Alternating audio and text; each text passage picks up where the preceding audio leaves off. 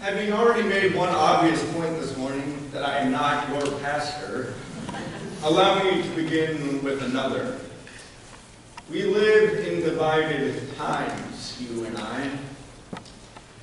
That old tendency to carve the world up into us versus them, well, let's just say that tendency is everywhere on display.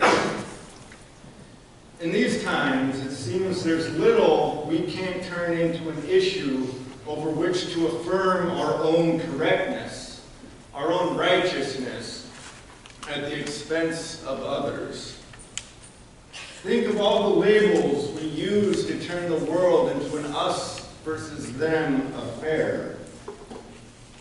Democrat versus Republican, rural versus urban, baby boomers versus millennials, Fox News viewers versus MSNBC viewers, NASCAR fans versus soccer snobs, corporate sellouts versus naive dreamers, Phillies fans versus Yankees fans, at least when interleague play is on like it was earlier this week. And look, it's not like there aren't real differences here. In part, we turn to these categories when great goods are at stake.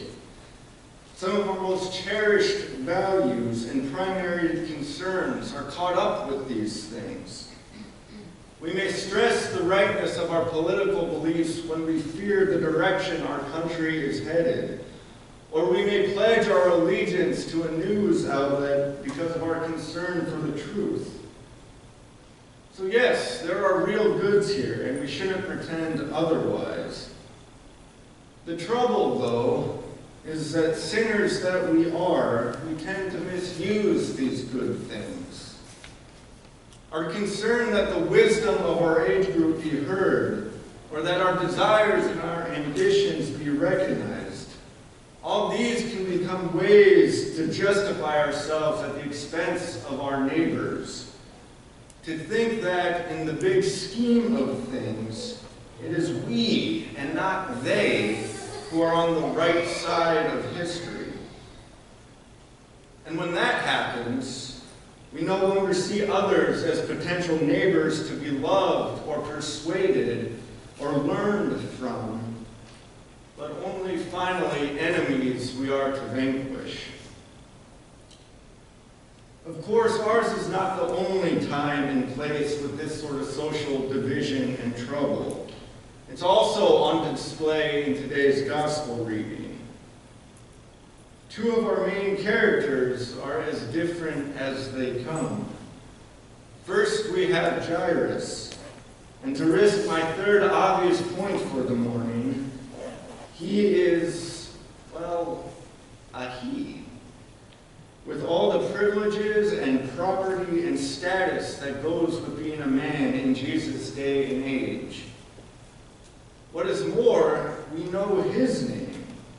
We know he's not just any man, any part of the crowd, but Jairus, a man right at the center of his community. He's on the synagogue board, and perhaps a few others besides.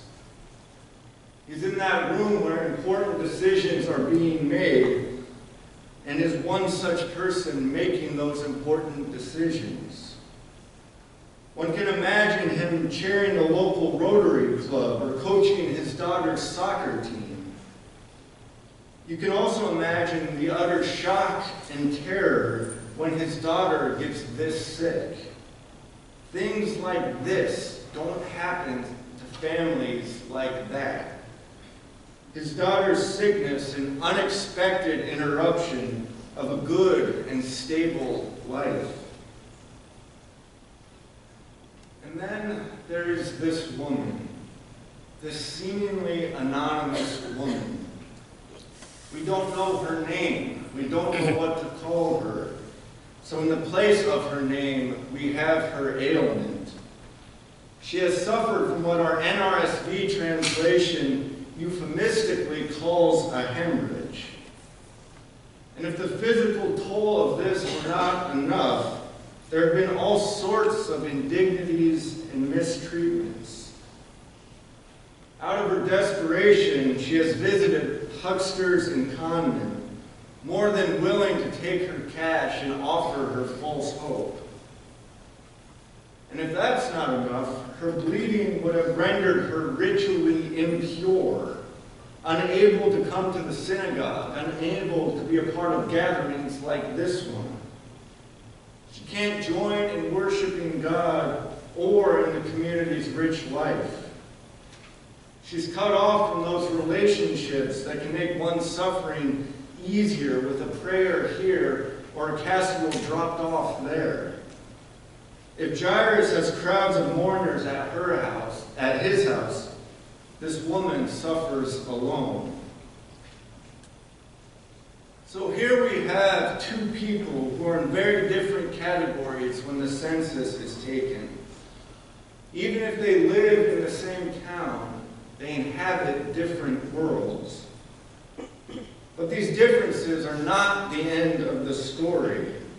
Instead, they are the background against which something, or better, someone, glorious and life-giving comes into focus. Because even as St. Mark wants us to attend to these differences, he also wants us to see what these two people have in common, how their two seemingly different stories weave together. And here we find their unity. They both trust that this Jesus can help them in their deepest troubles. They both find themselves reaching out to him with confident hope that he can heal. They both bet their all on his power and on his love. Sure, they'll have to battle different obstacles to get there. Jairus is going to have to let go of his pride and self-sufficiency. He must give up on the appearance of himself as a self-contained and self-mastered man. He's going to have to place himself at the feet of Jesus and ignore those cynical calls of those who just know how this world works and are just certain that the dead cannot be raised. And this woman must overcome the tough grind of those years and the despair that now comes too easy. She must quiet the voices that whisper she is beyond healing. And here then is the miracle. Jesus fulfills their hopes and their desires. Jairus' daughter is raised, and this woman's blood stops flowing. Jairus becomes a father again, and this woman is given that wonderful title of daughter. With her sickness healed, she's also given back to her community. Once more a daughter of Israel, a daughter among other sons and daughters of the Most High. She may now come to the synagogue, may now worship with her fellow siblings. Both Jairus and this woman have been seen and restored in Jesus. In his love, he has fulfilled their deepest yearnings. That is quite the thing to hold in common. And yes, we can count the ways that we are different from both Jairus and this woman. But because time is running short, I say we count the similarities. The same Christ who healed and delivered them, he heals and delivers us. He gives to us all that he has and promises to be near us in our own hard times. Indeed, in just a few minutes, he will give us his body and his blood so that we know we too are members of God's household.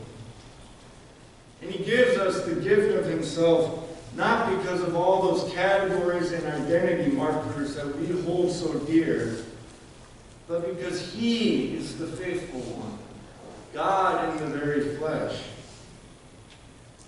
And this Christ is faithful to us and to those with whom we may disagree. He loves Jairus and this woman. And because that is so, perhaps we can take the pressure off ourselves a little bit and start to think of those different from us not as enemies to be subdued, but as friends to be enjoyed or persuaded in love. Perhaps we can begin to love and reach out to those different from us, even as we hold to our own commitments and values. For we do not want to miss out on what this woman and Jairus know, that in Christ all are loved beyond measure. And if that's the case, our differences are not as great as they seem. In Jesus' name, amen. Amen. Please stand.